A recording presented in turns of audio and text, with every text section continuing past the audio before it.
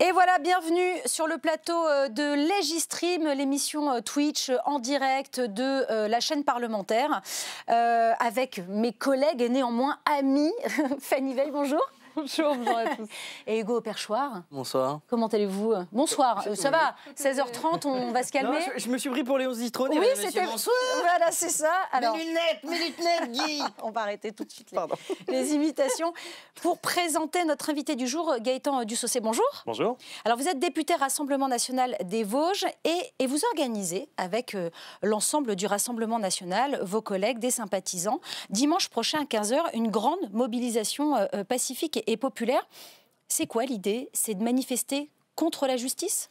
Dans la première idée, c'est surtout d'aller sauver la démocratie et de permettre à des millions de Français, parce qu'en réalité, ça dépasse évidemment les seuls électeurs du Rassemblement national, eh bien, de pouvoir apporter leur soutien à Marine Le Pen et de s'insurger contre ce qu'il s'est passé en réalité ce lundi 31 mars 2025. Parce que je pense qu'il y en a beaucoup qui ont été heurtés par le fait qu'une décision qui est politique, et je pense qu'on aura l'occasion de revenir là-dessus, mais qu'une décision qui est foncièrement politique puisse empêcher comme cela, en un claquement de doigts, non seulement de revenir sur tous les fondements de l'état de droit, mais surtout d'empêcher Marine Le Pen d'être candidate à l'élection maire qu'est l'élection présidentielle. Vous avez raison, on va revenir évidemment dans le détail sur cette décision de justice, mais comprenez bien ma question. Le fait de rassembler là, des gens, alors soit vous dites ce sont des soutiens, c'est pour rassembler les soutiens de Marine Le Pen, auquel cas ça s'appelle un meeting.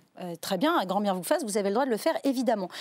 Soit c'est je le redis, une grande mobilisation pacifique et populaire, mais pourquoi?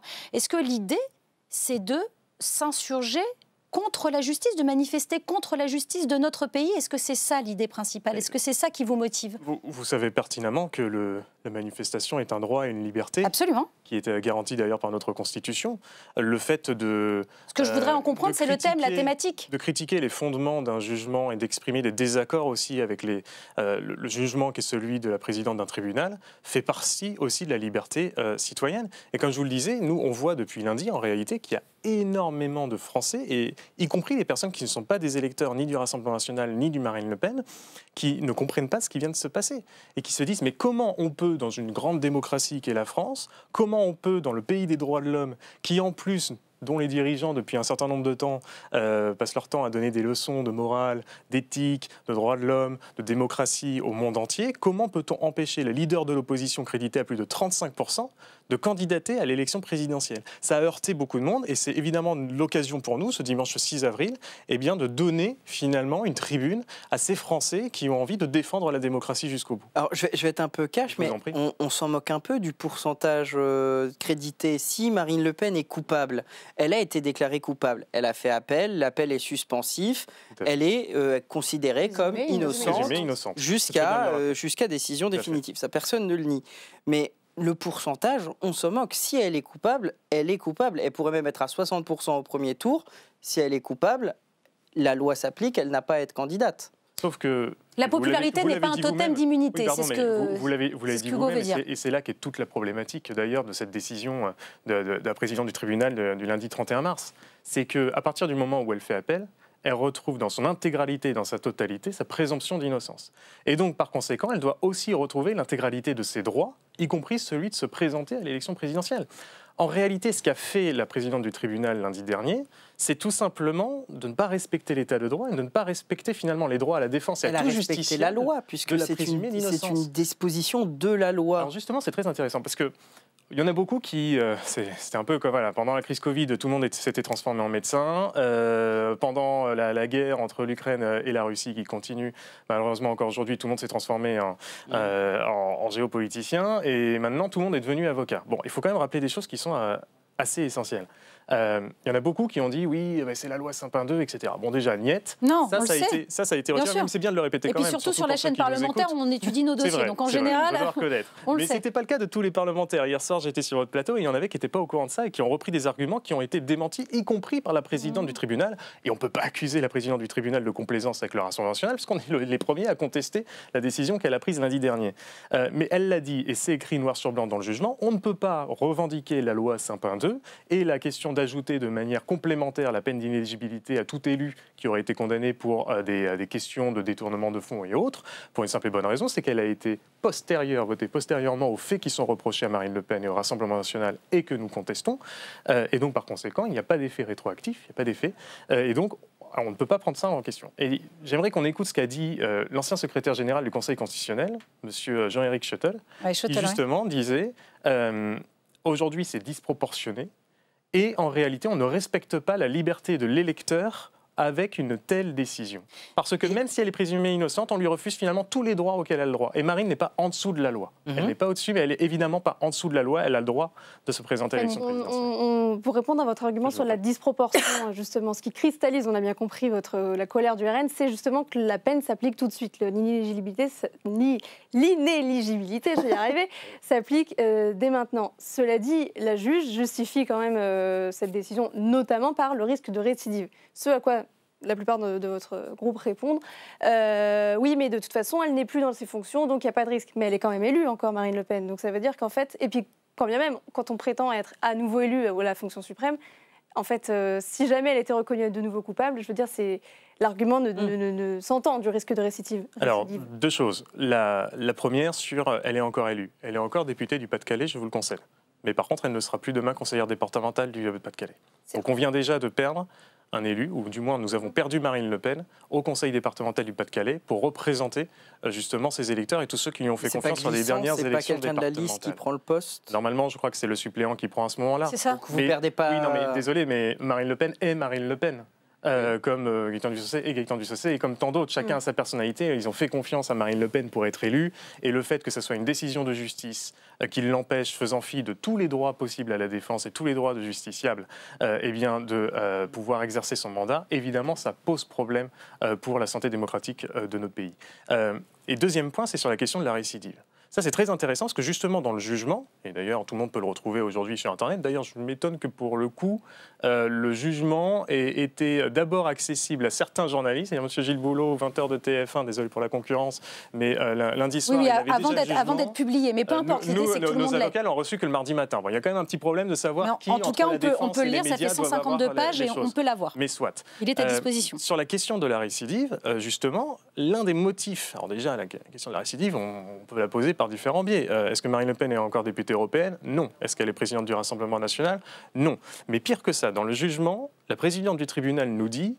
comment elle dit ça? Elle dit, finalement, parce que dans votre défense, vous avez cherché à plaider votre innocence, c'est que donc vous ne reconnaissez pas la gravité des faits que nous contestons. Mais pardon, mais c'est le droit de la défense. La défense est là pour se défendre. On n'est pas là pour arriver et dire « Bonjour, j'ai fauté ». Et si on avait fait le raisonnement inverse, on serait venu nous voir aujourd'hui, vous seriez venu me voir aujourd'hui en me disant « Mais pardon, mais vous avez dit vous-même que vous étiez coupable. Donc reconnaissez, vous n'avez pas de raison aujourd'hui de faire appel ». Évidemment, c'est un droit fondamental à la défense de pouvoir se défendre et plaider son innocence, d'autant plus quand on l'est. La juge, justement, je reprends les termes qui sont employés, elle reproche à Marine Le Pen une impunité revendiquée, un mépris de la manifestation de la vérité. Est-ce qu'elle ne paye pas aussi un peu son attitude lors des audiences, finalement, Marine Le Pen? Non, absolument pas. Encore une fois, vous savez, cette affaire, elle a 10 ans. Ça fait 10 ans, ça a été initié par deux socialistes, un Allemand, Martin Schulz, qui était à l'époque président du Parlement européen, et Christiane Taubira, qui était à l'époque garde des Sceaux. Je ne vais pas vous refaire l'intégralité du CV de Christiane Taubira, je pense que vous voyez à peu près ce qu'elle pense de Marine Le Pen et des idées qui sont portées par le Rassemblement national. Après, il y a eu des élus FN qui ont tenu des propos pas très classes non plus vis-à-vis de Christiane Taubira. Alors, pas très classe, c'est même totalement raciste, disons-le. Qui ont même été répréhensibles. C'était une candidate qui avait fait donc elle n'était pas élue. Et d'ailleurs, elle a été exclue du Front National à l'époque. Elle était bien. Parce que c'est un peu toute la différence qu'il y a d'ailleurs entre le Rassemblement National et l'extrême gauche de LFI, par exemple. C'est que quand nous avons des personnes qui faisons ou qui disent des choses qui ne sont pas dans la ligne du Rassemblement National, qui sont contraires à ce que l'on pense, à nos valeurs et à notre éthique, eh bien nous prenons nos responsabilités et nous les mettons dehors. Ce n'est pas le cas de tous les partis politiques, ça vous pouvez le vérifier facilement. Donc cette affaire, elle a 10 ans. Et ça fait 10 ans qu'à chaque fois, allez, à 6 mois d'une élection, le calendrier peut poser question aussi, à chaque fois systématiquement, à Marine Le Pen, l'affaire des assistants parlementaires, l'affaire... Il y a des élections chaque année, donc, à un moment donné, on a... question calendaire... Mais il y a un moment donné, on est en droit aussi de contester les faits qui nous sont reprochés. C'est le droit de la défense. Bien sûr. comme le MoDem d'ailleurs aussi, 8 élus voilà, qui ont été aussi incriminés. Mais pas pour les mêmes sommes. Non, bien sûr, mais dans ce même type, disons, ce même type d'affaires. C'est 300 000 € pour le MoDem. Exactement. 9 ans de procédure, parce que vous disiez ça date d'il y a 10 ans, il y a quand même 9 ans de procédure, 2 mois de procès.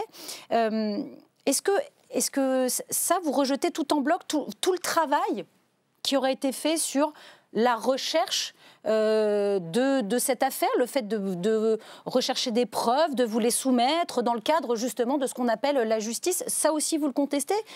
Vous dites que la justice n'a eu que pour seule boussole un côté partisan, voilà, elle n'a été que partisane. Alors attention à une chose, pour le coup, quand on parle, je ne vais pas parler de la justice avec un grand J pour une simple et bonne raison, c'est que je suis persuadé, comme beaucoup de ceux qui nous écoutent aujourd'hui, qu'il y a des juges qui font leur travail de la manière la plus objective. Ah mais voilà, neutre, alors ça aussi vous dites souvent depuis le début de cette émission, ça il faut l'entendre, Mais ça aussi, vous reconnaîtrez qu'on l'entend rarement, notamment sur vos bancs. Avouez quand même que depuis lundi, on a quand même une certaine raison d'être assez agacé et donc peut-être d'aller à l'essentiel, à savoir ce qui nous indigne, plutôt que de revenir sur des constats qui devraient, pour le coup... Donc juge rouge, tyran... Juge rouge, on a le droit de le dire quand même. On parle, si vous voulez que je vous recite à nouveau le syndicat de la magistrature, qui par exemple en juin ou juillet 2024 appelait tous les magistrats et les magistrates, pas uniquement des citoyens, des magistrats et des magistrates à tout faire pour empêcher l'accès aux responsabilités, l'accès au pouvoir du Rassemblement national. Ça pose question pour le syndicat de la magistrature. Il y a un peu plus de 20%, je crois. Oui, c'est une minorité.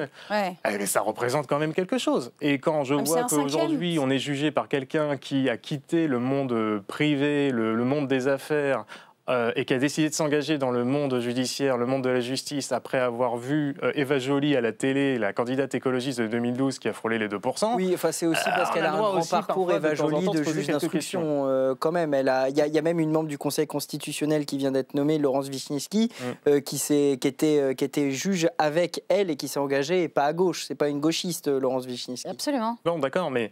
Après, il y a aussi quand même des motivations qui sont purement et foncièrement politiques dans le jugement. La lutte contre la corruption, c'est une ligne politique. Donc, attention, parce que corruption ne fait pas partie du jugement. Non, je parle d'Eva Joly.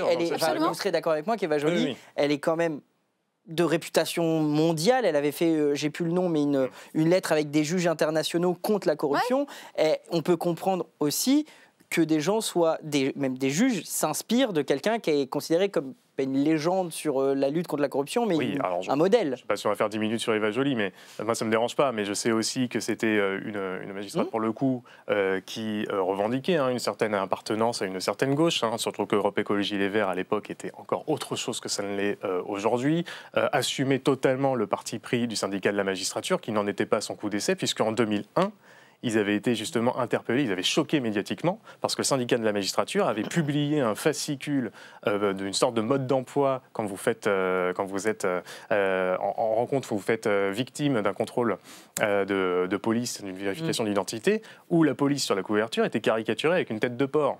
Bon, il y a un moment donné, ça dit beaucoup quand même un peu de la politisation d'une partie, je précise bien, d'une partie de la justice. Il y a une question dans le chat qui vous demande, Monsieur Dussaucé, est-ce qu'un candidat à une élection doit être exemplaire, c'est-à-dire sans casier judiciaire ? Alors, je pense surtout qu'il faut laisser la possibilité au candidat de prouver son innocence jusqu'au bout. Non, mais quand il est condamné définitivement.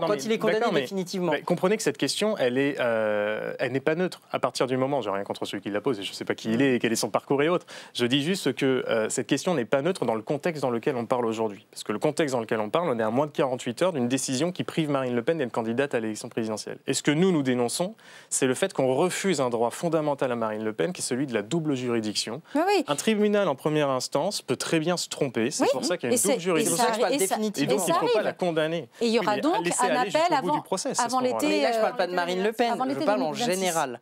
Est-ce qu'un candidat qui a été condamné définitivement, qui a fait de la prison, peut être député, tout simplement? Ça dépend, s'il a fait de la prison et qu'il a purgé sa peine à la fin. Parce que là, c'est-à-dire qu'il y a zéro réhabilitation dès que vous êtes condamné à un seul jour de prison. On peut être député avec un casier judiciaire. Si vous avez purgé votre peine, on peut être député à ce moment-là. C'était la question du chat, c'était la question. On a répondu. J'ai une question. Vous avez parlé des juges, vous parlez des opinions politiques des juges. Moi, je voulais revenir là-dessus juste parce que ça veut dire quoi pour vous? Ça veut dire qu'il faut faire le tri parmi les juges, parmi les magistrats, ou alors qu'il faut s'informer sur ce qu'ils pensent avant, et auquel cas, en fait, il faut être pleinement transparent. Est-ce que c'est souhaitable, pas souhaitable ? Non, je vous rassure, le but n'est pas d'aller fliquer les juges. Les juges sont des êtres humains, sont des citoyens comme chaque autre. La seule chose dont on voudrait s'assurer, c'est que lorsqu'ils émettent un jugement, lorsqu'ils rendent un jugement au nom du peuple français aussi, que ça soit fait en toute neutralité et objectivité. Et là, dans le cas de Marine Le Pen, on a de fortes raisons de juger que ce n'est pas le cas. Parce qu'il y a des motifs dans le jugement qui sont tout simplement politiques. Lorsqu'ils disent que le préjudice à l'égard de l'Union européenne est d'autant plus gravissime que le Rassemblement national est un mouvement qui ne cache pas son hostilité à l'égard de l'institution européenne, désolé, mais ça c'est un jugement qui est politique. On est en dehors du judiciaire. Lorsqu'ils disent que la possibilité que quelqu'un qui est condamné en première instance et qui fait appel, c'est-à-dire qu'elle retrouve son innocence ou sa présomption d'innocence, et qu'on dit que le fait qu'elle puisse se présenter à une élection et être élue peut générer un trouble à l'ordre démocratique, ce qui n'existe dans aucune notion judiciaire et juridique, c'est aussi un jugement qui est politique. Et d'ailleurs, ce n'est pas que le Rassemblement national qui le dit, pour le coup. Vous pouvez reprendre, je crois que c'était monsieur Bruno Touzelier, j'avais pris quelques notes avec moi, un ex-magistrat, qui disait encore ce matin sur un autre plateau, il y a un substrat politique dans ces motivations, car je ne trouve pas de substrat juridique. Donc on voit quand même que cette question, et c'est peut-être pour ça d'ailleurs aussi que la Cour d'appel de Paris a accéléré, ou du moins a annoncé la volonté d'accélérer le calendrier, c'est qu'on sent bien qu'en fait ce qui s'est passé lundi pose problème, y compris au sein du milieu de la justice. Mais est-ce que finalement, d'une certaine manière, je pose une question volontairement provocatrice, mais est-ce que ça ne sert pas un peu aussi le RN ? Parce que j'ai lu que le RN revendiquait 10 000 adhésions supplémentaires depuis le rendu du jugement. Vous avez quand même la possibilité de présenter un candidat, même si, admettons, ce n'est pas Marine Le Pen. Finalement, ça peut aussi vous servir d'avoir cette affaire. Non, parce que je pense que ce qui s'est passé lundi fait beaucoup de mal. Beaucoup de mal au pays, beaucoup de mal à la démocratie, beaucoup de mal aux Français. Je pense qu'il y a beaucoup de pays dans le monde qui regardent ce qui se passe en France et qui se disent « mais qu'est-ce qui est en train de se passer ?» Vous avez la leader de l'opposition, celle qui est en tête de tous les sondages, qu'on annonce même peut-être gagnante de la prochaine élection présidentielle, qui se retrouve empêchée de candidater à l'élection présidentielle.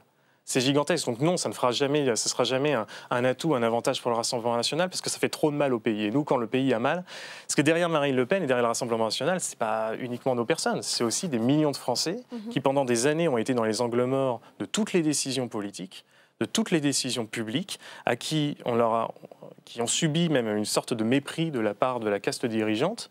Et là, aujourd'hui, on leur dit, demain, vous n'avez même plus votre candidate pour vous représenter. Donc non, c'est jamais une bonne chose. Pour le coup. Alors du coup, est-ce qu'il faudrait modifier la loi ? Vous le savez, ce sera dans la niche du groupe à droite, c'est ça pour UDR. UDR, exactement. Ce sera le 26 juin. Voilà, en juin, donc, dont le président était Éric Ciotti. François Bayrou, d'ailleurs, hier, pendant les questions au gouvernement, ne s'y est pas particulièrement montré opposé. Est-ce que le Rassemblement national, pour le vote de la loi Sapin 2, par exemple, s'était abstenu. Là, en juin, pendant cette niche, est-ce que vous serez présent dans l'hémicycle pour voter l'arrêt de cette exécution provisoire de l'inéligibilité ? Écoutez, oui, je vois que c'est le président Éric Ciotti qui en a fait l'annonce lors des QAG, les questions au gouvernement hier. Et je pense qu'en effet, il faut remettre cette question sur la table et sur la table des discussions législatives et parlementaires. Donc qu'est-ce qu'on fait quand on parce que vous avez la logique. La logique, c'est que on a eu malheureusement dans l'histoire politique française et malheureusement aussi, tous bords confondus, des personnalités politiques, des élus qui ont donc fauté. Fraudé, fauté, on y met le terme qu'on veut. Et donc, en guise de sentence, de punition, l'idée c'était de dire non, on ne peut pas rendre éligible, on ne peut pas présenter cette personne aux Français, aux citoyens qui ne peut pas gérer l'argent public, parce que c'est notre argent. Donc, comment vous vous positionnez par rapport à ça ? Vous vous dites non, c'est pas grave, on peut les élire. Non, mais attention, on ne parle pas de remettre en cause la peine d'inéligibilité. on parle de remettre en cause l'exécution provisoire de la peine d'éligibilité et qui prive la possibilité de candidater à n'importe quelle élection, qu'elle soit municipale, départementale, régionale, européenne et autres, ou présidentielle, à la personne qui a cette exécution provisoire de la peine d'inéligibilité. Mais évidemment que la peine d'éligibilité, nous continuons de la soutenir. Quand on a eu des cas mais absolument monstrueux en termes de morale publique, je pense à Cahuzac qui avait planqué de l'argent sur des comptes étrangers. Et c'était en l'occurrence suite à cette affaire-là que... Serge Dassault qui à l'époque achetait des votes avec son fric, Cambadélis qui utilisait son enveloppe parlementaire pour payer ses cotisations au Parti socialiste, etc. Mais là, on est déjà dans des affaires d'enrichissement personnel. On est dans des affaires de fraude fiscale, c'est-à-dire qu'on est dans des affaires qui, pour le coup, n'ont rien à voir avec celui de Marine Le Pen. Et d'ailleurs, c'est même la présidente du tribunal qui dit il n'y a pas d'emploi fictif, parce qu'en effet, les assistants parlementaires ont bien travaillé. Mais des contrats fictifs. Mais ça n'existe pas en droit. Alors moi, je veux bien qu'on invente des termes comme ça. Il y a une question dans le chat qui dit dans ce cas-là, est-ce que vous remettez-vous aussi en question les détentions avec exécution provisoire? La logique est la même. Oui. La logique n'est pas la même. Parce que imaginons qu'on suspecte, je dis n'importe quoi, un médecin de s'en prendre à ses patients. Si vous n'empêchez pas le médecin d'exercer sa profession, il y a un risque en effet qu'il y ait récidive pendant le laps de temps, le jugement et pendant la possibilité d'appel, etc. Le deuxième degré de juridiction. C'est d'ailleurs pour ça qu'il y a quelque chose qui existe pour des grands criminels qui n'existe pas dans cette affaire, dans l'affaire de Marine Le Pen, c'est parfois des délais plafonds. Quand vous êtes un criminel qui avait torturé, qui avait fait un massacre épouvantable, etc., si vous faites, normalement, on vous met tout de suite en prison, parce que le but, c'est pas que vous restiez en liberté, à ce moment-là, vous avez un délai pour faire en sorte que si jamais, en effet, c'était pas vous, qu'on puisse vous libérer de prison. Donc, en fait, il y a un délai maximum qui est mis. Ça n'existe pas pour les affaires dont on est en train de parler, les affaires publiques qui concernent des responsabilités politiques. Donc voilà, il y a quand même quelque chose qu'il faut prendre en compte parce qu'on voit bien qu'aujourd'hui, on a beaucoup parlé du trouble à l'ordre public. Aujourd'hui, c'est la décision qui a été prononcée par une juge lundi 31 mars 2025 qui crée ce trouble à l'ordre public et qui jette une incompréhension totale dans le peuple français. Mais en fait, depuis tout à l'heure, on se focalise sur la question de l'inéligibilité. Mais au fond, Marine Le Pen a quand même été jugée pour des faits qui ont été étayés par des preuves. Elle a été reconnue coupable. Elle est certes aujourd'hui présumée innocente parce qu'elle a interjeté appel, mais il y a quand même des faits qui sont un peu contre elle. Ça veut dire qu'au RN, on considère que c'est pas grave à partir du moment où il n'y a pas d'enrichissement personnel? Non, c'est qu'on considère qu'on a le droit de défendre notre innocence. Et c'est pas parce que vous avez une première décision en première instance que ça veut dire que vous êtes condamné. Sinon, dans ce cas-là, il n'y a pas d'appel. Dans ce cas-là, on sort de toutes ces possibilités de juridiction, de double juridiction. On appelle ça un pays autoritaire et c'est différent. Donc, évidemment que nous, on plaide notre innocence. Et d'ailleurs, c'est le même argument qu'on tient depuis 10 ans. C'est que le fond de l'affaire, c'est quoi ? Tout est faux. D'où sortent ces preuves? D'où sortent... On conteste la vision de la présidente du tribunal qui a été exprimée lundi, Pertuis, et la vision aussi du parquet et de ceux qui ont plaidé contre Marine Le Pen durant ces derniers mois, sur le fond du dossier. Eux estiment que les collaborateurs parlementaires ont interdiction de faire de la politique. Désolé, nous, ce n'est pas notre conception des choses. On est des députés, ceux qui sont concernés sont des députés européens d'opposition, comme les troupes de François Bayrou du Modem, comme les troupes de Jean-Luc Mélenchon. En effet, on revendique de critiquer les institutions européennes et les décisions politiques qui sont prises au Parlement européen et surtout à la Commission européenne. Et nos collaborateurs sont là pour aider, soutenir, assister les députés dans ce travail. Dans ce travail, il y a quoi? Il y a par exemple, je suis désolé, mais nous, on a revendiqué, c'était d'ailleurs un grand débat pendant les élections européennes, on a un peu revendiqué le fait que on ne sentait pas la plus grande utilité à déplacer une virgule d'une phrase à une autre dans le travail législatif parlementaire des parlementaires européens et qu'au contraire, on avait plutôt une mission, par exemple, de vigie citoyenne, surtout à l'époque où on n'avait pas de majorité possible autour de différents textes. Maintenant, ça a changé depuis les résultats des élections européennes. Mais on revendiquait plutôt notre rôle de vigie citoyenne, de dire, on va vous dire, Français, ce qui se passe dans cette espèce de tour d'ivoire, très déconnecté des réalités, très déconnecté des peuples, très déconnecté du terrain, et on va vous dire ce qui s'y passe et ce qui décide, parce que ça a une incidence dans votre quotidien. Et ce travail-là, d'être la courroie de transmission entre les décisions politiques du Parlement européen et les Français dans leur quotidien, ça a été le travail de nos députés européens et de nos collaborateurs. Donc bien sûr que nos collaborateurs sont là aussi pour accompagner les députés européens dans leurs déplacements sur le terrain et autres. C'est normal. Et la Cour d'appel, c'est une question de Graou dans le chat qui dit « La Cour d'appel envisage une décision à l'été 2026. Comment le RN va se préparer à cette échéance ?» Il y a évidemment un gros travail qui est en cours entre Marine Le Pen, les avocats et les différents élus qui sont dans cette affaire. Après, moi, j'aimerais bien qu'on revienne un peu aussi sur cette annonce de la Cour d'appel, parce que j'ai entendu, alors pas ici, ça je suis reconnaissant, mais j'ai entendu quelques journalistes nous dire c'est bon, de quoi vous vous plaignez maintenant, etc. Oui, parce qu'il pourrait y avoir une cassation, donc admettons que ça une décision d'ici l'été 2026. Et après, ça pourrait aller jusqu'en janvier 2027, admettons. Et ça pourrait entre guillemets, selon les différents commentateurs, qu'ils soient politiques, judiciaires et autres, nous disent que donc ça permettrait à Marine Le Pen d'être candidate à l'élection présidentielle. Mais il y a une jurisprudence de ce que j'ai compris. Alors, j'ai pas suivi très bien tout le dossier, mais je crois que s'il y avait la décision vous convenait pas, qu'il y avait un nouvel appel, donc en cassation, il y a une jurisprudence de 93 ou 97 qui fait que la première décision resterait en vigueur et que du coup, l'exécution provisoire resterait en place. Donc, vous n'êtes même pas... sur à 30% non, bien sûr. de... Il y a un peu de ça. Je vous avoue que là, je laisse ça plutôt aux spécialistes et aux avocats de Marine Le Pen qui auront certainement plus d'informations que moi. Donc, voilà, la seule chose que je veux dire, c'est que en fait, c'est pas parce qu'il y a cette volonté d'accélérer le calendrier et de faire en sorte qu'en effet, à quelques mois de l'élection présidentielle, on puisse permettre à Marine Le Pen et aux élus du Rassemblement national de défendre leur innocence une seconde fois, que forcément tout est réglé. Parce qu'encore une fois, le préjudice qui est causé, il est important. Et qu'encore une fois, si demain il y a une dissolution, si demain il y a des élections, si demain il y a une démission d'Emmanuel Macron, etc., en l'état, Marine Le Pen ne peut pas se présenter. Et donc ça pose toujours un problème et le préjudice n'est pas effacé, malgré la bonne nouvelle, en quelque sorte, de la volonté d'accélérer le calendrier. Et on parle quand même de 4 millions d'euros. Là, dans le chat, il y a beaucoup de gens qui sont quand même choqués. Vous dites toute la France nous soutient, etc. Mais il y a ici dans le chat des gens qui sont choqués des faits qui sont reprochés au Rassemblement national. C'est vrai que 4 millions, c'est énorme. Ouais. Je complète, pardon, parce que c'est intéressant quand tu dis... tu reviens sur le fait de dire beaucoup de Français nous soutiennent, etc. À un sondage ELAB, hier, vous avez dû le voir, 67% des Français soutiennent cette peine d'inéligibilité à exécution provisoire. Et puis, je lisais aussi, c'est un rapport du Cevipof, 74% des Français trouvent que la classe politique est corrompue, ne croient plus... voilà, est-ce que vous êtes tant que cela soutenu par l'ensemble des Français ou... C'est vraiment votre lecture que vous ayez encore quelques irréductibles insoumis qui refusent de considérer la présomption d'innocence de Marine Le Pen, etc. Ça, j'imagine bien que ça existe. Mais ce qu'il faut quand même concevoir encore une fois... Vous êtes sûr que c'est vraiment ça la lecture des Français? C'est ça ma question. C'est que demain, vous allez voir n'importe qui et vous lui dites, tiens, au fait, il paraît que Emmanuel Macron a détourné 4 millions d'euros pour son intérêt personnel. Tu trouves ça choquant ou pas? Logiquement, il vous dit oui. Sauf que cette information est totalement fausse. On rappelle que Marine Le Pen avait quand même balancé pendant le débat en 2017 au sujet à Emmanuel Macron. Il a dit « J'espère qu'on n'apprendra pas à la fin de l'émission que vous avez un compte aux Bahamas ».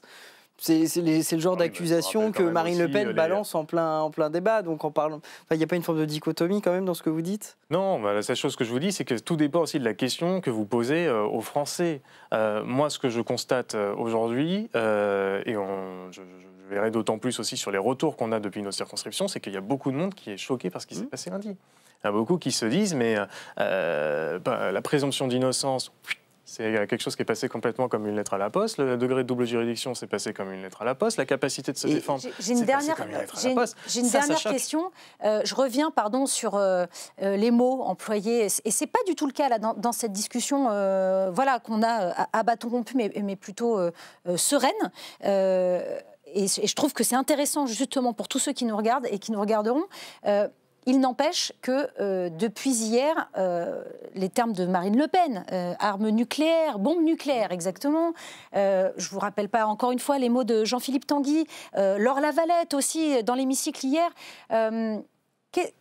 Qu'est-ce que vous n'avez pas le sentiment que ça va créer aussi, vous parlez de ces Français qui vous regardent, qui nous regardent, qui regardent tout ça, il n'est pas là le trouble à l'ordre public? Avec ces mots-là, avec cette violence verbale, on a 150 magistrats aujourd'hui qui ont été menacés. Aujourd'hui en France, il y a 150 magistrats qui sont protégés, qui ont été menacés. Il y a un journal d'extrême droite qui balance le nom, la tête de la juge, etc. Aussi, bien des sûr. Appels à voyez ce que je veux dire? Qu'est-ce que ça peut générer? Comment à l'intérieur de votre parti, vous discutez de ça? Attention surtout à ne pas généraliser la bêtise crasse et immonde de quelques extrémistes extrémistes, individualisés, qui sont fort heureusement pour notre pays, pour la démocratie, une minorité, à la défense générale du Rassemblement national et des millions d'électeurs qui soutiennent Marine Le Pen. Parce que, évidemment, que nous avons une colère. Je veux dire, ça fait quand même des années que, désolé, mais tous les coups sont permis contre Marine Le Pen et contre le Rassemblement national. Ça fait des années qu'on nous combat jusqu'à présent démocratiquement dans les urnes.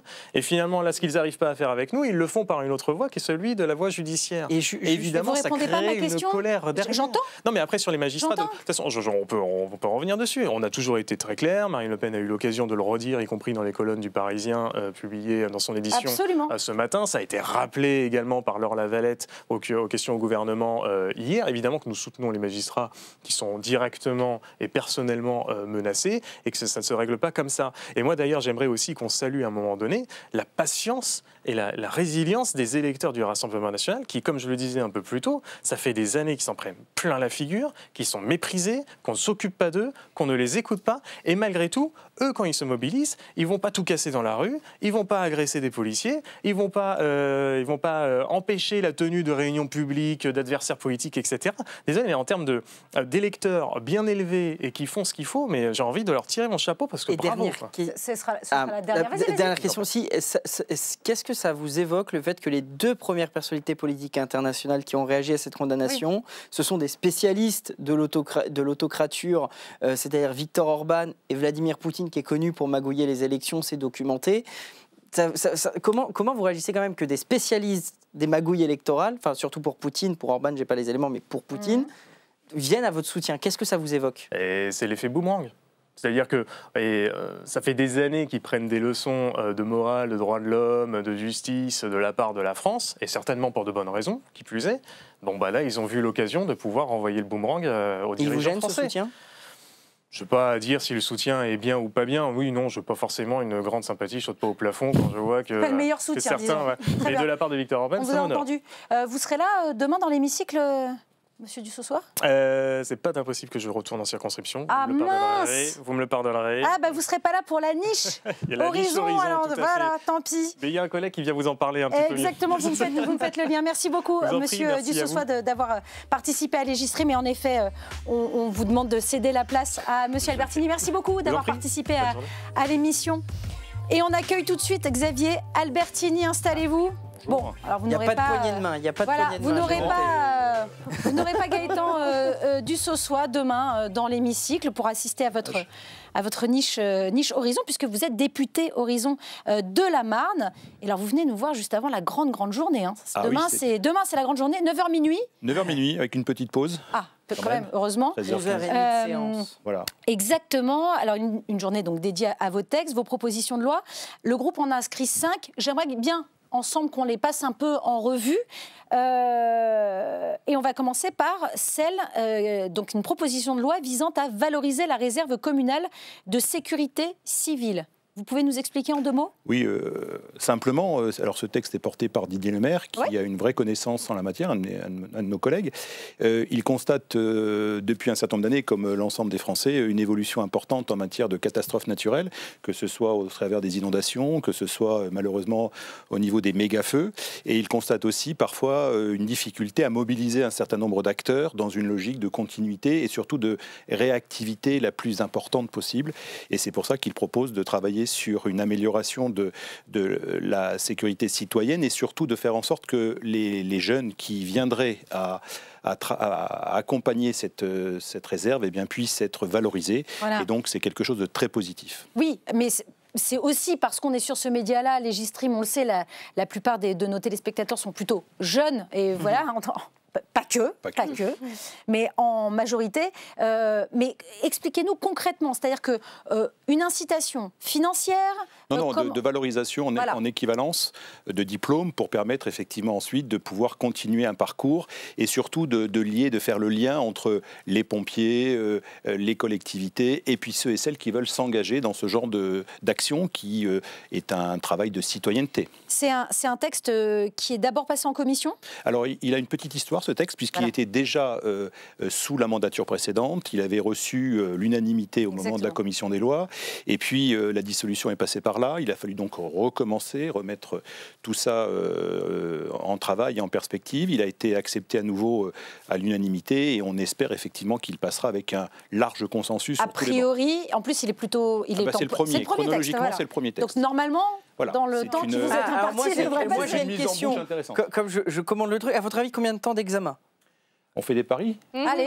Moi en live, j'ai dit à peu près jusqu'à 11h midi. Alors moi, on commence à 9h, 00. Hein. Il y a évidemment toute la DG, toute la partie déclarative, etc. Et 1h30 environ. Oui, maximum, on va dire. Et puis après, il y a, je crois, de mémoire, une trentaine d'amendements, d'interventions. Et effectivement, on peut espérer raisonablement être entre 11h et 11h30. Qu'est-ce qui la rend inefficace aujourd'hui, cette réserve de sécurité publique? Parce que je crois que le but justement de la loi, c'est de lever les verrous. Je crois que c'est ça l'intitulé. C'est les verrous déjà d'organisation, c'est les verrous aussi positifs d'accompagnement. C'est incitatif. Ce que propose Didier, c'est aussi une forme d'incitation pour faire en sorte que les jeunes puissent avoir un équivalent. L'engagement, il est évidemment complètement désintéressé d'un point de vue pécuniaire, mais il peut être intéressant pour certains d'avoir une forme d'équivalence de diplôme ou en tout cas de certificat qui permet ensuite de valoriser cette expérience dans une dimension plus globale. Vous savez, au-delà de ce texte-là et sur l'ensemble de la niche, ce que nous voulons mettre en avant au sein du groupe Horizon, c'est la dimension qui consiste à dire qu'on reconnaît à ceux, à celles qui œuvrent pour l'intérêt général, pour la collectivité avec un grand C, pour la dimension de la nation, on doit leur reconnaître un certain nombre d'avantages positifs qui ne sont pas forcément des avantages financiers, bien évidemment, mais ça couvrira l'un des textes sur la protection en particulier, c'est ce que porte ma collègue Naïma Mouchou sur la partie des peines planchées en cas de récidive sur des attaques. Alors on y arrivera après. On y arrivera après, mais c'est une philosophie générale. On construit une niche, on aurait pu avoir une niche avec, comme d'autres groupes le font, avec énormément de textes et puis picorer, piocher, retirer, etc. En ce qui nous concerne, on essaye d'avoir une vision, on va dire, à la fois dynamique et positive avec une logique de construction. Et donc l'axe que nous avons, qui n'est absolument pas secret et qui peut se lire au travers des propositions que nous faisons, eh bien c'est un axe positif par rapport à la nation, par rapport à l'État. Et les orthophonistes. Alors, attends, et les importants, alors on peut parler, très bien. On peut changer d'ordre. Faites comme vous voulez, apparemment, c'est un grand oral, et donc c'est un grand oral. C'est le dernier. Il passera jamais? Alors non, attends, nous on sait de quoi on parle. Non mais parce que nous on sait de quoi on parle, mais il faut expliquer quand même à nos spectateurs, téléspectateurs du monde entier. Bien sûr, les G-Stream, World Wide. Qu'est-ce que c'est que ce texte? Alors expliquez-nous bien. L'idée c'est un peu de briser aussi cette espèce de numerus clausus quoi, pour les orthophonistes. Là encore, c'est un constat que l'on rencontre et que ma collègue Agnès Firmin-Lebaudot a vu et a recensé au travers ces différents échanges. Là encore, les orthophonistes sont vus souvent comme accompagnant naturellement des enfants qui auraient des difficultés dans l'apprentissage de la langue, etc.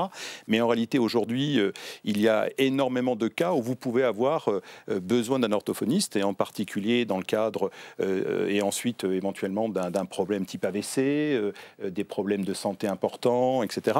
Et donc, il y a une déconnexion, en tout cas, il y a un rapport qui n'est pas équivalent entre le besoin réel et le nombre d'orthophonistes. Et donc, l'objectif de ce texte, s'il peut arriver à son terme au regard de sa chronologie, consiste à effectivement demander une augmentation, un doublement dans les prochaines années du nombre d'orthophonistes en France, et surtout leur reconnaître une forme d'organisation pour faire en sorte qu'il y ait une forme de certificat et que donc il puisse être reconnu là encore de façon positive. Vous parlez justement du nombre d'orthophonistes. Arrêtez-moi si je me trompe, je crois que l'objectif c'est de monter à peu près à 1500 en formation, en tout cas, places de formation. D'accord, en plus. En plus, il y en avait 1437 de mémoire, j'ai ça en tête et donc on augmente. Est-ce qu'il n'aurait pas fallu aller encore plus loin, sachant qu'il y a plus de 30 000 candidats, en tout cas pour 2024, et que les orthophonistes sont déjà sous l'eau avec des demandes, des dizaines, des centaines de demandes qui ne peuvent pas satisfaire. Une pénurie pour un parent pour trouver un orthophoniste, alors je vous le dis, c'est compliqué. Parce qu'entre 500 on sent très compliqué.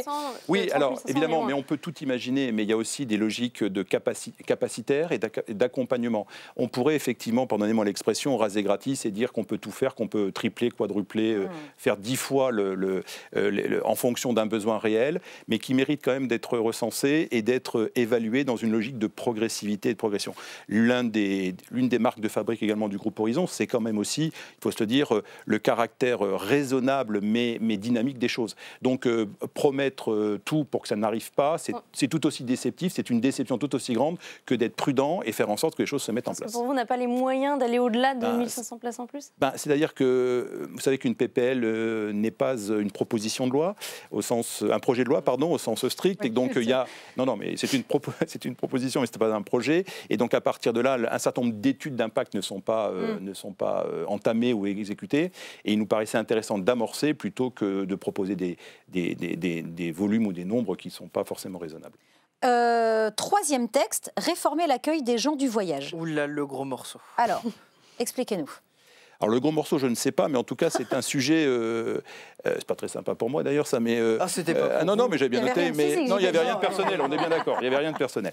Non, mais le sujet est le suivant. Il y a des textes qui existent, qui datent de 2000, qu'on appelle. C'est le deuxième, c'est la loi Besson 2. Absolument. Qui, en fait, régit l'obligation des collectivités et des départements à construire et à installer des aires d'accueil des gens du voyage. Alors là encore, quand on dit gens du voyage, il faut être conscient que c'est un terme générique qui regroupe différents groupes avec des modes de vie qui devraient normalement être les mêmes, c'est-à-dire un déplacement, puisqu'ils sont référencés comme étant des gens du voyage.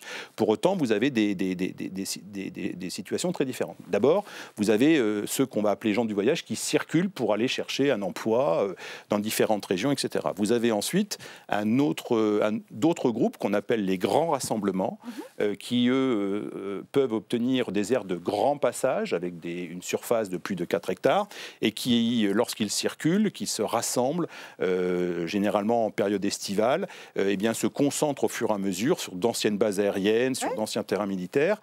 Et quand ils arrivent quelque part, qu'ils convergent, ils peuvent arriver à 150, 200, 300 caravanes à un instant donné et repartent.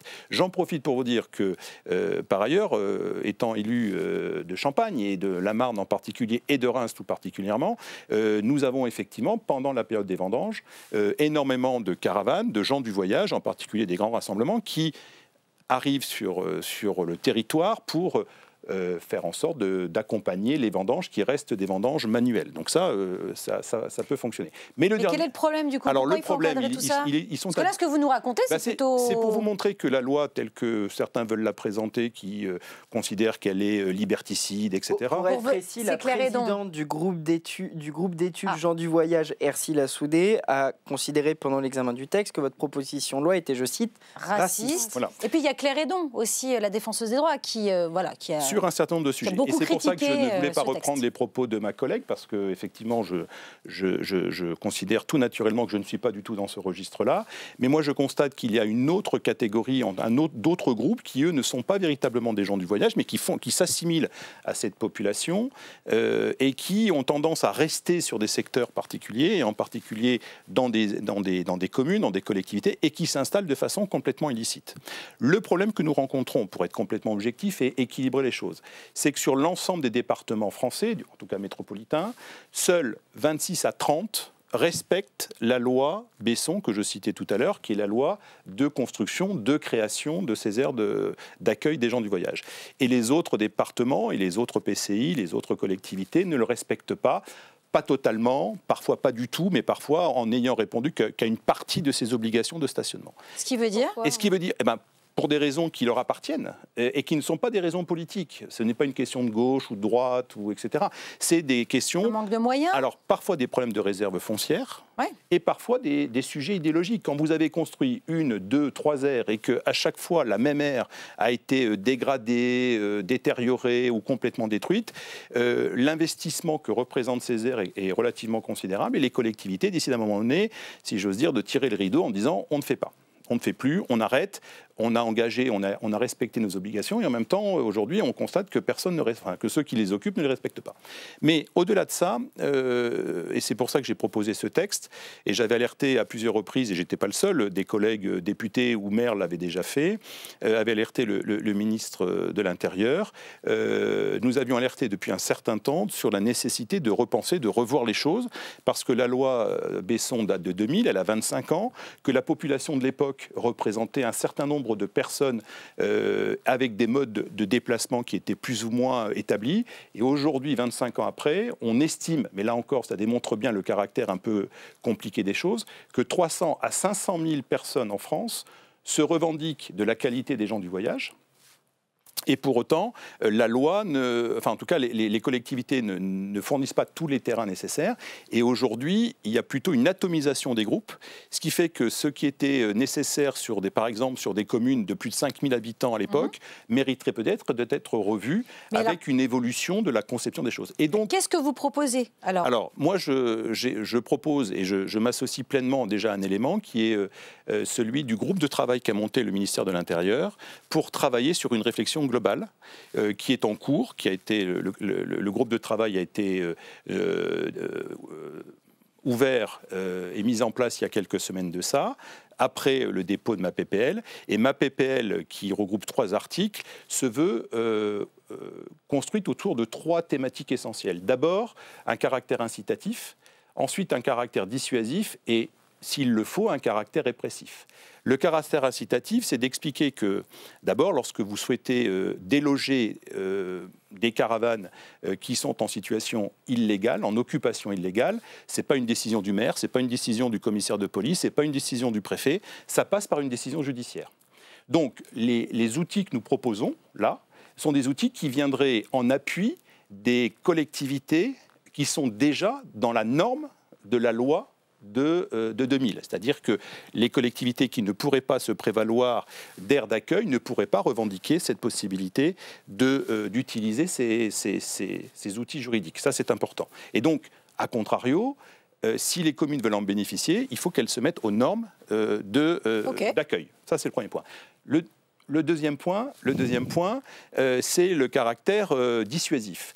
Il y a un arsenal de dispositions possibles, allant de l'amende jusqu'à la saisie du véhicule, qui devrait, nous l'imaginons, en tout cas nous l'envisageons comme tel, interroger ceux et celles qui s'installent de façon illicite pour se dire, si je suis dans une situation d'installation illicite, je risque ça. C'est comme quand vous roulez à 150 sur l'autoroute alors que c'est limité à 130, vous prenez un risque. Si vous êtes flashé, vous ne pouvez pas dire, je ne savais pas que je roulais que 150 c'était autorisé. Le troisième élément, c'est de donner, toujours dans cette capacité, c'est de donner une capacité au préfet d'avoir un temps plus long pour exécuter l'expulsion. Expulsion qui repose naturellement sur une décision judiciaire. Actuellement, le préfet, lorsqu'il reçoit la confirmation par la collectivité ou par un propriétaire privé et qui a eu une autorisation judiciaire d'expulser, il a 7 jours pour exécuter. Or, en 7 jours, c'est parfois compliqué de rassembler effectivement les forces de l'ordre. C'est difficile parfois également de mesurer le trouble à l'ordre public qu'occasionne l'installation par rapport au trouble à l'ordre public qu'occasionnerait l'évacuation, puisque l'évacuation remettrait sur les routes et éventuellement sur une autre installation, un autre terrain, ces gens du voyage. Donc, je propose d'allonger cette possibilité offerte au préfet de 7 à 14 jours, qui laisse une meilleure organisation. Et puis, dernier élément, c'est cette possibilité répressive qui vient rajouter à la destruction, à la détérioration, à la destruction de biens privés par des individus, le fait de rentrer de façon illicite sur un terrain. Nous sommes tous témoins, enfin en tout cas les élus avec qui j'échange, et que ce soit les élus, les maires ou les députés, mes collègues députés, quels que soient les groupes politiques auxquels ils appartiennent, constatent et peuvent vous relater, et ce n'est pas un cas isolé, mais c'est de nombreux cas, que lorsque vous avez des installations sauvages, souvent sur des terrains avec du bâtimentaire, des bâtiments, une usine en cours de mutation, de changement de propriétaire, etc., eh bien très souvent, il y a, au-delà de l'installation illicite, il y a de la destruction massive, voire un désossage du bâtiment, qui fait que lorsque les propriétaires récupèrent leur bâtiment, il y a des remises en état qui sont relativement importantes. Et il en va de même pour des installations sauvages dans les collectivités. Lorsque vous avez 50 caravanes qui s'installent sur un terrain de foot, qui empêchent les associations habituellement utilisant ces terrains de foot de les utiliser, qu'il pleut pendant plusieurs jours, qu'il y a des ornières parce que vous avez des sorties, des entrées, etc.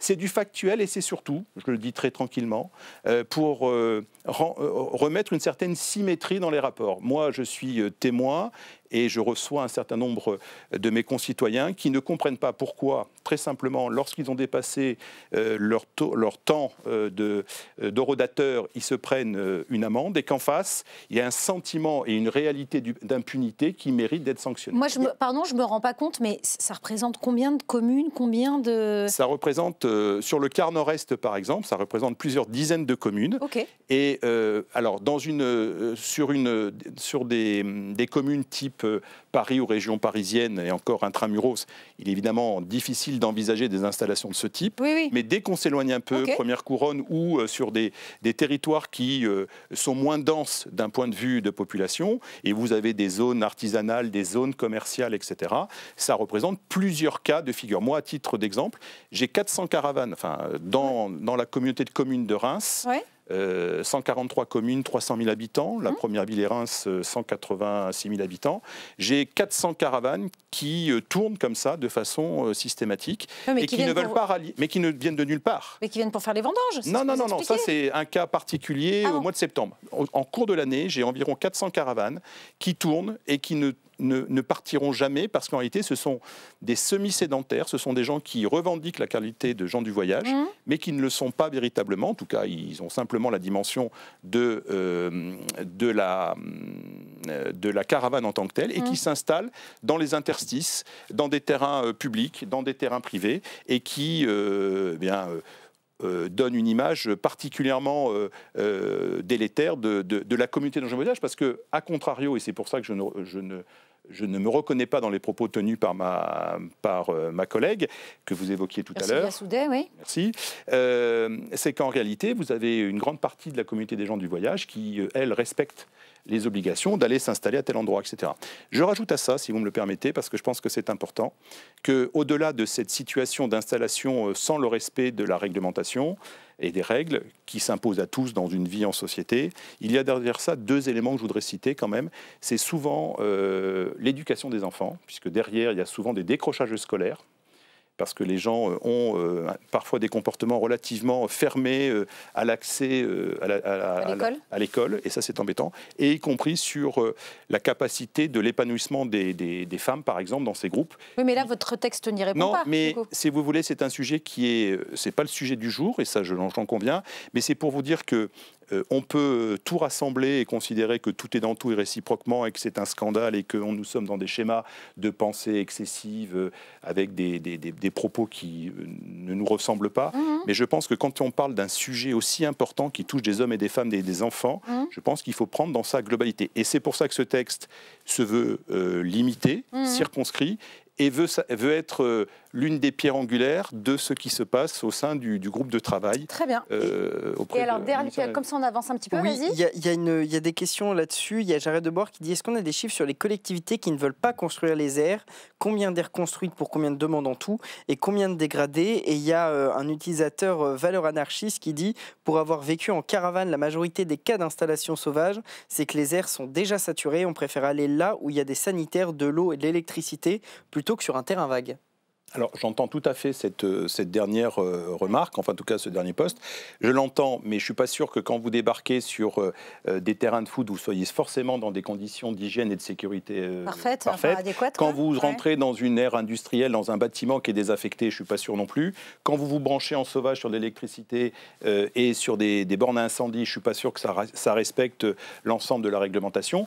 Pour le reste et sur l'ensemble des questions précédentes, je souhaite et je pense que tout le monde n'est pas d'accord, mais nous en discuterons demain, qu'il y ait un certain nombre de rapports qui soient produits en particulier par le gouvernement pour fixer effectivement l'ensemble de ces dégradations. Vous savez, quand vous respectez la loi, un texte pénal qui ne vous incrimine pas parce que vous n'avez pas fait de dégradation, vous n'êtes pas rentré de façon illicite, il ne vous concerne pas.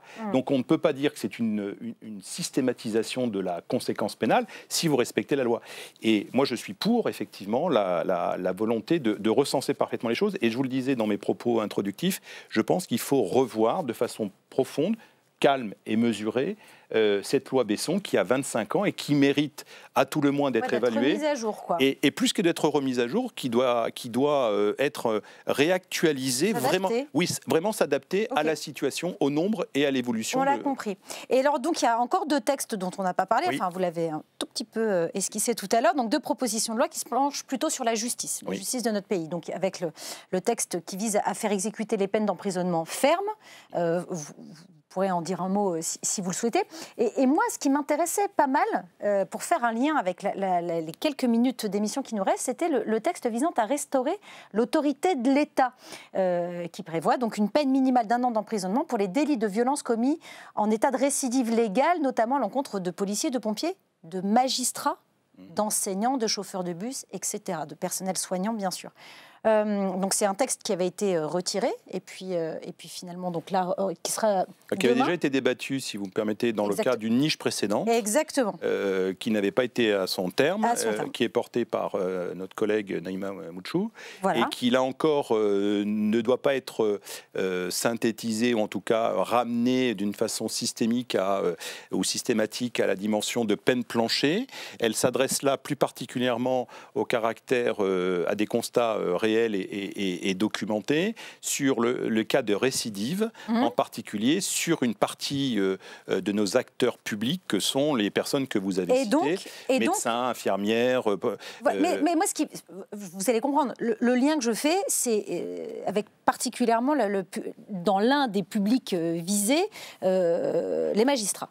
Comment vous regardez ce qui se passe médiatiquement ? Je ne sais pas pourquoi, j'avais l'impression que vous alliez me poser la question. J'essaie, je rame. Je vous aide, si vous voulez, je peux vous aider. Mais allez-y, j'écoute votre question. Non, mais voilà, ce que je veux savoir, c'est quel regard, du coup, vous portez la veille de ce texte que vous allez défendre demain pendant votre niche parlementaire, au regard donc de ce qui se passe depuis moins de 48 heures au moment où on se parle, les mots utilisés par le Rassemblement national vis-à-vis des magistrats, vis-à-vis de la justice. Quel est votre sentiment ? Dans quelles conditions vous allez défendre ce texte demain ? Dans le même état d'esprit que nous avons toujours voulu défendre des textes qui défendent à la fois nos institutions et ceux qui contribuent à les faire fonctionner, c'est-à-dire le respect le plus profond des magistrats. Et c'est pas le cas là avec ce qui se passe depuis... En tout cas dans les paroles. Après, le problème c'est le registre sur lequel les uns et les autres se placent. Il y a une décision de justice avec une condamnation pour des faits qui ont été actés. Il y a ensuite effectivement la peine d'inéligibilité et l'exécution provisoire. En fait, c'est un cheminement qui est global. À partir de là, et on comprend bien l'évolution, en tout cas la posture ou la volonté première de l'ensemble des acteurs et des élus du Rassemblement national de venir sur la dimension d'injustice et quelque part de mobiliser leurs troupes sur ces éléments-là. Et le problème, c'est que ça peut entraîner, évidemment, pour certains, je ne sais pas lesquels, mais des débordements. C'est ce qui entraîne la protection judiciaire, enfin en tout cas policière d'un certain nombre de magistrats. Comme celle dont bénéficie Bénédicte Pertuis. Plus 150 autres magistrats, si j'ai bien compris, qui au-delà de cette affaire-là doivent être protégés pour des raisons. C'est tout le problème de ce que l'on met en avant. Si chacun respectait son rôle, le législateur légifère, la justice rend son jugement et on ne commande pas une décision de justice, je pense que tout le monde se porterait nettement mieux. Et chacun, ensuite, sur le tapis vert de la décision judiciaire qui doit intervenir, puisque l'appel est possible et que la décision... Il est même acté. Oui, l'appel est possible. Donc, il y a eu une volonté de faire appel, y compris sur une dimension européenne. Derrière ça, il est acté dans un calendrier, en tout cas théorique, pour l'été prochain. Eh bien, chacun reste dans son rang et il faut respecter les institutions. Mais c'est un débat qui dépasse largement cette situation-là. Vous savez, quand des pompiers ne rentrent plus dans certains quartiers où ont des difficultés pour y rentrer, lorsqu'on ne reconnaît plus l'autorité du magistère, du maître, en tout cas du professeur ou du policier qui vous demande de vous arrêter parce qu'il y a le nombre de délits, de fuites, etc. sont relativement importants, eh bien, tous ces éléments-là montrent qu'il y a un délitement de l'autorité générale, et c'est que chacun garde son rôle. Et à partir de là, les textes que nous proposons sont des textes qui vont dans ce sens-là pour redonner à l'État toute sa composante et toute sa dimension. Vous pensez que la manifestation pacifiste, j'utilise le mot de Jordan Bardella, que souhaite le Rassemblement national ce week-end, peut participer à ce délitement de l'autorité, puisque finalement c'est une contestation de l'autorité judiciaire? J'en sais strictement rien. Moi, je ne lis pas dans une boule de cristal. Quand je ne sais pas, je dis que je ne sais pas. Je pourrais avoir des idées, en tout cas une volonté particulière que ça se passe naturellement bien. Je pense que c'est de la responsabilité de ces acteurs politiques pour que ça se passe bien. Pour autant, je n'en sais strictement rien. Je serais vraiment... Le sens de ma question, est-ce que vous voyez ça, vous, comme un coup de force? Jordan Bardella dit que non. Est-ce que vous interprétez ça comme une sorte de forcing sur la justice? Je ne fais pas de politique fiction. J'aurais tendance, si j'étais purement analytique, puisque j'essaye d'éviter les émotions, c'est ce que j'essaye de vous expliquer sur des sujets aussi forts. Je pense qu'il faut avoir le recul nécessaire, la hauteur de vue nécessaire, et surtout ne pas tomber dans la facilité émotionnelle. Je constate qu'il a été annoncé un appel, en tout cas un audiencement potentiel avant l'été, en 2026. Donc, si tant est que cette manifestation ait eu pour volonté de faire accélérer ça, la réponse est non, puisque, a priori, la décision, en tout cas l'orientation a été prise avant même que la manifestation soit réalisée. Donc, si l'objet de cette manifestation consiste à ça, il faut arrêter la manifestation. Si c'est pour autre chose, nous le découvrirons et chacun en tirera les conséquences par rapport à cette manifestation. Un tout dernier mot, il nous reste 10 secondes. Oui. C'est juste la question, je n'aurai pas le temps de répondre. Il y avait une question sur le chat sur le fait d'exécuter les peines de moins d'un an, déjà qu'on a des prisons... ça, c'est l'autre texte sur lequel on n'a pas... Comment on fait d'un mot, les prisons sont pleines, on fait quoi? C'est un changement, alors le terme est un peu de paradigme, c'est un changement de pensée, considérant que dès qu'on peut sanctionner par un emprisonnement décidé par un juge dans le respect des textes et de la loi, et que vous êtes en première condamnation, il y a un effet pédagogique qui évitera d'ailleurs, et ça se fait beaucoup dans les pays scandinaves, vous avez des rotations beaucoup plus importantes parce que paradoxalement aujourd'hui, les prisons sont pleines, les temps d'emprisonnement sont relativement longs, plus de 11 mois en France, et pour autant, beaucoup de petites peines ne sont pas exécutées, s'accumulent. Par manque de place, Par manque de place, s'accumulent et en fait ne sont pas exécutées. Vous dites que si on fait la peine tout de suite, ça évite la récidive plus tard. En tout cas, ça donne une leçon, le fait de ne pas les avoir exécutés depuis un certain nombre d'années, depuis environ ce qu'on appelle la loi de Taubira, on constate qu'il y a un taux de récidive qui est extrêmement important. Et par comparaison à des pays scandinaves, on constate que pour 14 jours, par exemple, de prison ou d'équivalent, on constate une récidive qui est moindre. Et les peines substitutives, qui sont par exemple les travaux d'intérêt général, ne comblent pas et ne compensent pas ces éléments-là.